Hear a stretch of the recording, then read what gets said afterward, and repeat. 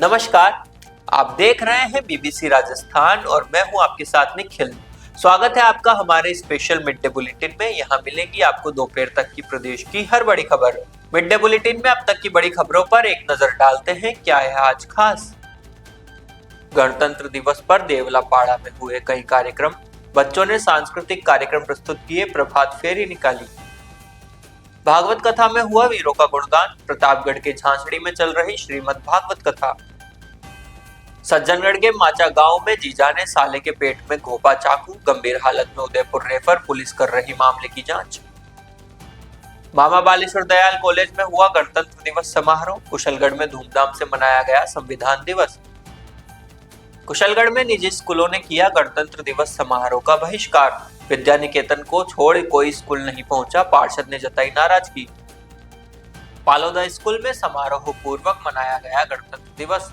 बच्चों ने परेड में सांस्कृतिक कार्यक्रम प्रस्तुत किए।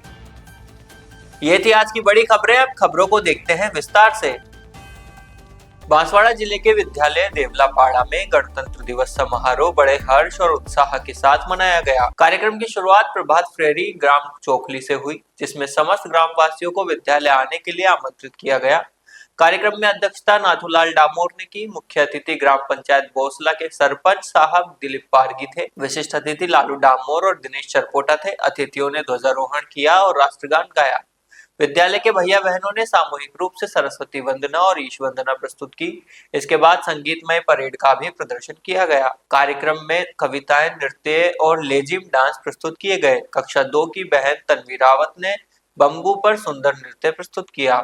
कार्यक्रम का संचालन संस्था प्रधान अरुण कुमार जोशी ने किया। आभार प्रदर्शन वर्षा दोषी और श्रीमती राजेश्वरी शुक्ला ने किया। प्रसाद और जलपान के बाद कार्यक्रम का समापन किया गया। प्रतापगढ़ के झांसड़ी में चल रही भागवत कथा में गणतंत्र दिवस के उपलक्ष्य पर वीरों का गुणगान किया गया। अंबाजी धाम महाराज निपानिया की कथा में राष्ट्रभक्ति और अध्यात्म का संगम देखा गया। गुरुदेव ने कथा के प्रारंभ में राष्ट्र वंदना की और बताया कि राष्ट्रभक्ति भी भक्ति का ही एक रूप है।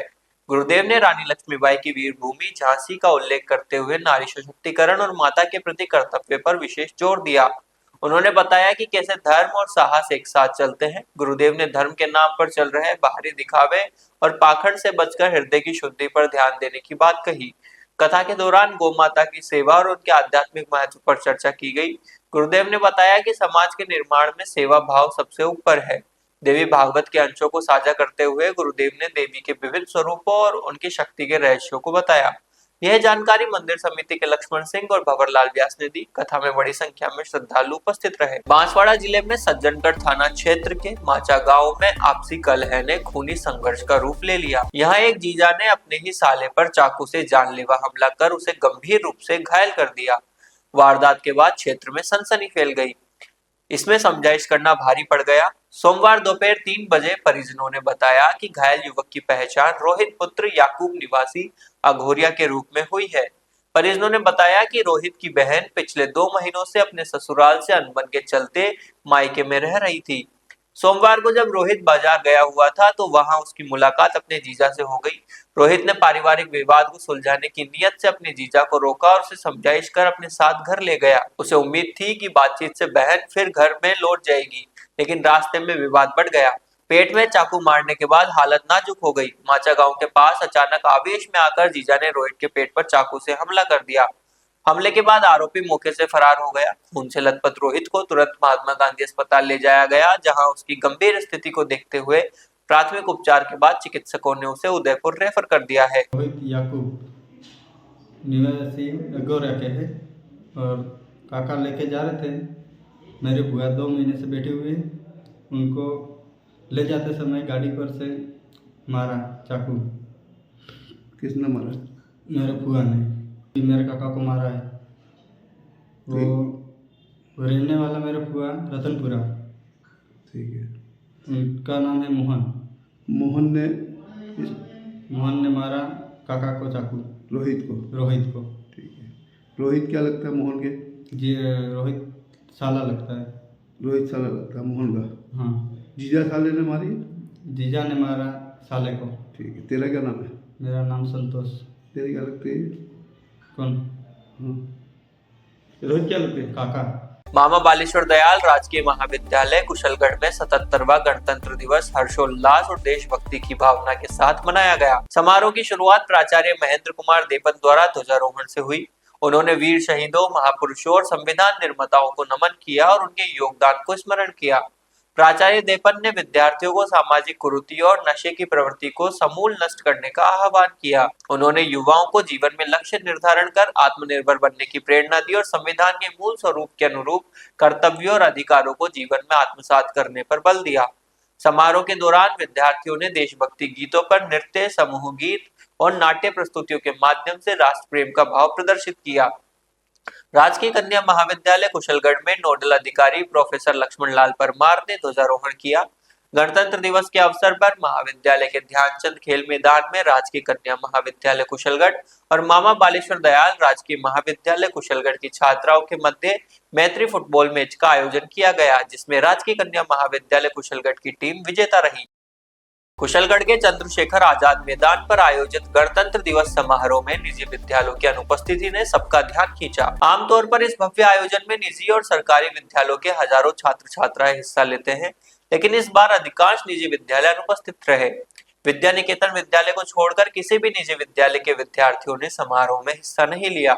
संबंधित विद्यालयों के अध्यापक और संस्था प्रधानों की गैर मौजूदगी ने कई सवाल खड़े कर दिए। नगर पालिका पार्षद नरेश गादिया ने इस मुद्दे पर तीखी प्रतिक्रिया व्यक्त की और कहा कि राष्ट्रीय पर्व जैसे महत्वपूर्ण अवसर पर निजी विद्यालयों का भाग नहीं लेना अत्यंत आश्चर्यजनक है।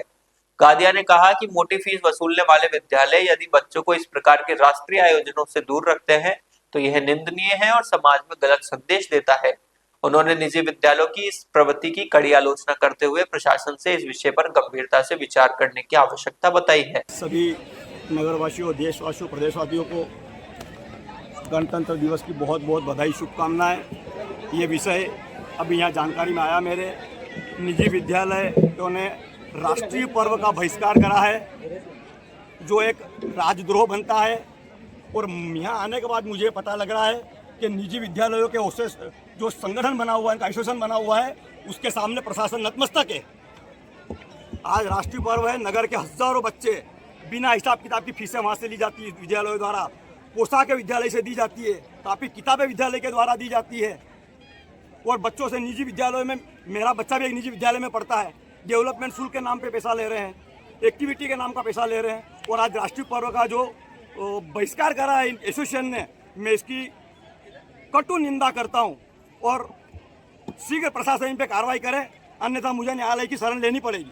जय हिंद, जय भारत। बांसवाड़ा जिले में पालोदा के राजकीय उच्च माध्यमिक विद्यालय में 77वां गणतंत्र दिवस समारोह हर्षोल्लास के साथ मनाया गया। समारोह में गांव के विभिन्न विद्यालयों के बच्चों के साथ साथ उनके अभिभावक और ग्रामीण भी उपस्थित थे। शुरुआत ध्वजारोहण से हुई, जिसके बाद पीटी परेड और राष्ट्रगान का कार्यक्रम आयोजित किया गया। इसके बाद विभिन्न विद्यालयों से आए बच्चों ने रंगारंग सांस्कृतिक कार्यक्रम प्रस्तुत किए। प्रधानाचार्य हितेश सुधार ने पूरे वर्ष भर का प्रतिवेदन गांव के ग्रामीणों के सम्मुख प्रस्तुत किया।